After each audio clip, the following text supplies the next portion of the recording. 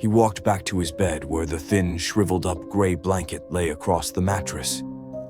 He was always cold in bed because the blanket was too short for him. His legs and arms were always sticking out from under it, as if he were a turtle in a shell. Sitting down on his thin mattress, he waited for his meal like an expectant mother.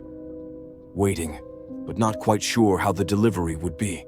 His mom would knock on the door 2 times and then slide his plate of food into the room on the floor, right at the entrance. She only opened the door wide enough to push the plate inside the room. She didn't say much. She would just call out what she was bringing or doing, just like a parrot. Food, blanket, water. That was it. His fingers were getting infected from the splinters that had made a dwelling place in the cusp of the fingernail pockets. In his many failed attempts to escape, he fought with the wooden windows, even though they were noticeably nailed down. The splinters eventually made a permanent home under his fingertips. He wanted to ask his mom for some bandages. But how? She hardly spoke to him. If he could, he would leave his dwelling to take of himself.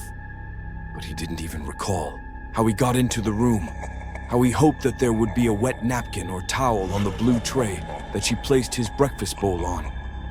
That was all that he could think about, wrapping his fingers in a wet napkin that would hopefully cool the swelling, like a damp cloth thrown on a flame about to erupt. He didn't want to say anything. He learned to just sit in his room as a hermit would, alone, with his thoughts and the many sounds that he heard coming from the other side of the door. They had become his solace and contentment. But his fingers were throbbing, pulsing up and down like the bubbling of hot oatmeal on the stove ready to be served. Yes, today, he would ask her for help. He would ask her for a bandage. He could not take the agony and pain that consumed his mind anymore. The red, lumpy blisters were getting as large as his fingers. So today would be the day. His mom never checked on him, just throwing clothes or sheets in the room after 2 knocks on the door. This time he would hide behind the door and grab onto the edge swiftly and open it wide. Then he would ask for bandages. He had to mentally focus on his plan because he always felt woozy, always as if he may fall at any time. His head felt as if it was swaying like a tree, blowing in the steady winds of a fall day. But he was determined to get the help he needed. He peeked out of the hole at his mom. There she was in a clear view, stirring his breakfast in a large silver pot on the stove. It was a big pot of sticky oatmeal, which would be his breakfast this morning and the next 4 mornings. She always made enough for the entire week. That is all she ever gave him for breakfast. He liked it, though. It was served so hot that he enjoyed fiddling around the outside of the piled-up oatmeal to scrape off the edge that had become warm and lay it on his tongue that would satisfy his hunger pangs. He would eat 1 small teaspoon at a time. His breakfast was an activity that he looked forward to.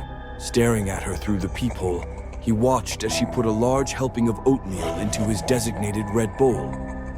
The opening of the bowl resembled a mouth that had opened wide to welcome a spoonful of steaming, lumpy oats cooked to his mom's satisfaction. As he continued to watch, he waited, bouncing a little from his sitting position, anticipating the relief of pain from his hands. Then she turned and started to walk in his direction. Here she comes, he thought to himself. Slowly, she walked toward the door in her long faded blue dress with her wrinkly fingers, like the skin of a dried raisin. She was squeezing the blue tray with his red bowl on top, like she was doing a balancing act. Closer and closer, she finally approached the door, lowering the tray to the floor. "Food!" she yelled out. On her second knock, he hid behind the door. As she slowly pushed the door open to slide his food in, he grabbed the edge of the door, or that's what he thought he had a hold of. But the feeling and texture of what he was holding onto was not of the wooden door as he had intended. It was an arm. He had grabbed her arm. So he just pulled her in.